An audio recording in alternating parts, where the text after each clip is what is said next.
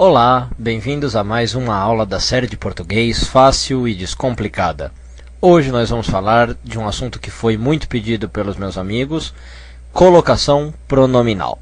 Mas antes disso eu vou dar 3 avisinhos rápidos, antes da gente passar para a matéria. Os 3 avisos são os seguintes. Primeiro, que eu tenho recebido muitos e-mails das pessoas que assistem os nossos vídeos, e infelizmente eu não tenho podido responder todos eles. Então eu queria pedir desculpa para as pessoas que não receberam respostas minhas, tá? Eu tenho selecionado os e-mails que eu posso responder.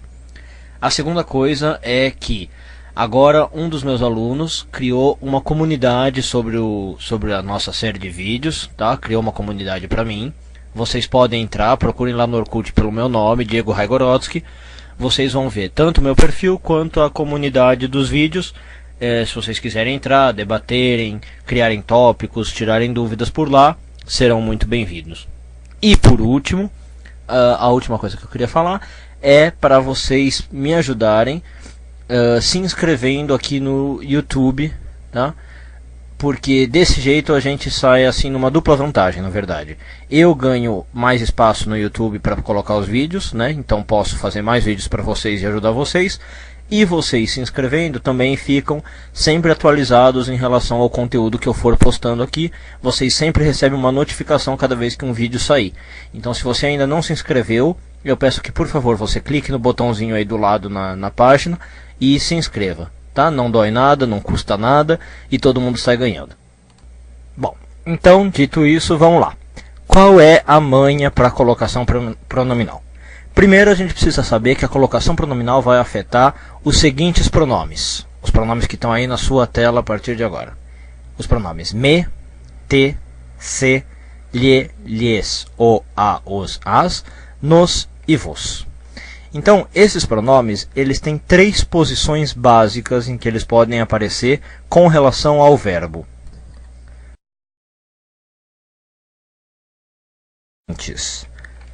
Próclise, mesóclise e ênclise. Então vamos lá, vamos ver o que significa isso. Pró significa antes, anterior. Então na próclise esses pronomes aparecem antes do verbo. Meso significa meio. Então nessa forma os pronomes vão aparecer no meio do verbo. E por fim, ênclise, os pronomes vão aparecer depois do verbo. Então eu vou dar um exemplo com o caso do me, para vocês terem uma noção. Então, por exemplo, como é que ficaria o me numa próclise? Vou pôr aqui uma frase simples, mas poderia ser algo do tipo, eu me calei. Então olha aqui como o me aparece antes do verbo calei. Se fosse numa mesóclise, ficaria uma coisa desse tipo aí. Calar-me-ei. Tá? Olha, o me entra no meio do verbo. O verbo é calarei, certo? Calarei. E o me entra aqui no meio. Isso é a mesóclise, pouquíssimo usada no português, como vocês sabem, mas a gente vai precisar saber quando ela é usada. E por fim, na ênclise, o pronome vem depois do verbo, então ficaria alguma coisa do tipo... Deixa eu pensar uma frase. Bom, eu vou usar a mesma, né? Calei-me, ok? Só para ficar uniforme. Então, aqui eu teria o me aparecendo depois do calei. Eu me calei próclise, calar-me mesóclise e calei-me ênclise. Ok? Então, uma vez entendido isso, fica muito fácil agora a gente saber quando se usa próclise, mesóclise e ênclise. Para esse vídeo eu vou focar no caso da ênclise e da próclise e vou deixar a mesóclise mais alguns exercícios para o segundo vídeo, ok? Então vamos começar falando o seguinte. A posição preferencial pela gramática no português é a ênclise. Ou seja, todo pronome vem preferencialmente depois do verbo, a não ser que algo o tire daquela posição. Então o que vocês têm que saber é o seguinte, todo pronome corretamente pela gramática tem que ser posto depois do verbo, ok? A gente então na verdade vai precisar saber quando é que isso não acontece. Ou seja, a gente vai precisar saber quando que o pronome vem em próclise.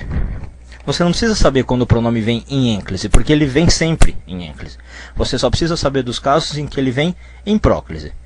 E para saber disso, existe uma regra muito fácil, uma regra muito prática, que eu chamo a regra do nariz D. Ok? Nariz com S, cuidado, né? Não é o nariz com Z. Bom, claro, a intenção é de lembrar do nariz com Z do órgão do corpo, mas aqui é nariz com S e D. O que significa essa regrinha do nariz? Essas letrinhas do nariz indicam que palavras vão atrair o pronome para que seja feita uma próclise. Eu vou explicar melhor, então vamos lá. O N significa negativas. Então, palavras negativas do tipo não, nunca, jamais, ninguém, ok? Vão atrair o pronome. O A significa advérbios, tá? Então, são palavras do tipo hoje, amanhã, sempre, ok? O R significa relativas, orações relativas, que geralmente são aquelas que têm que, qual, cujo, ok? Então, palavrinhas frases que tiverem que, qual, cujo vão atrair o pronome.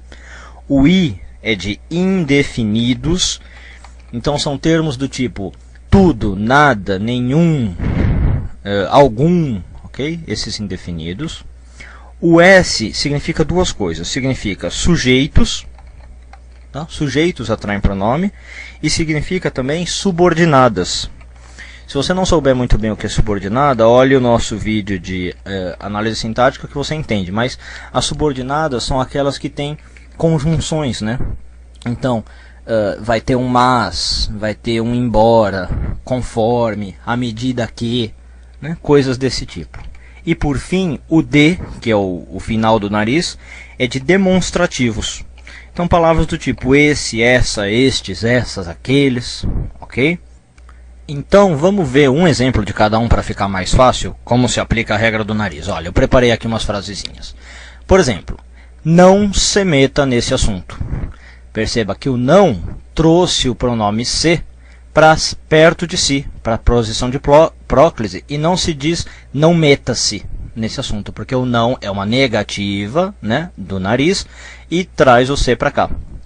O segundo caso, eu pus aqui um advérbio de tempo. Ó. Eu sempre te disse a verdade, e não eu sempre disse-te a verdade, porque o sempre é o a do nariz e traz o te para perto de si.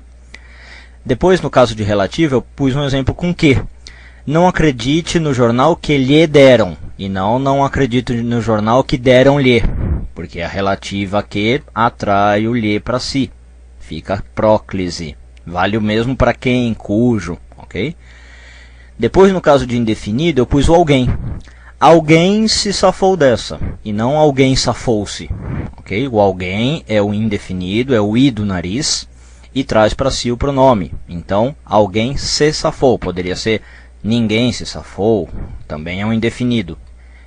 Depois, no S de nariz, a gente tem os sujeitos e as subordinadas. Então, eu pus dois exemplos. Olha aqui um caso de sujeito atraindo pronome. Nós o vimos ontem.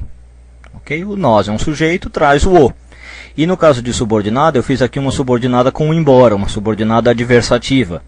Embora se arrependesse, não pediu desculpas. Está vendo aqui a construção de subordinada, né? Duas orações, e a conjunção embora atraiu o se para si.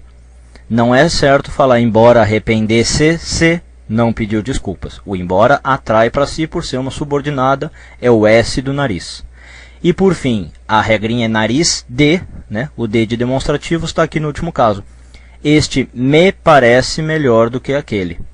Este parece-me melhor do que aquele está errado. O este é um demonstrativo, é o D do nariz D, da regra de nariz D, atrai para si o pronome, então tem que ficar na posição de próclise. Certo? Então acho que ficou bem claro como é que funciona. O pronome vem sempre em ênclise, e se tiver um dos casos do nariz D, vem em próclise. Negativa, advérbio, relativo, indefinido, sujeito, subordinada ou demonstrativo. Ainda falta a gente analisar o caso de mesóclise para encerrar o assunto. A gente vai fazer isso no segundo vídeo, aproveitando também para ver exemplos e exercícios. Ok? Então, espero vocês lá. Até a próxima, pessoal.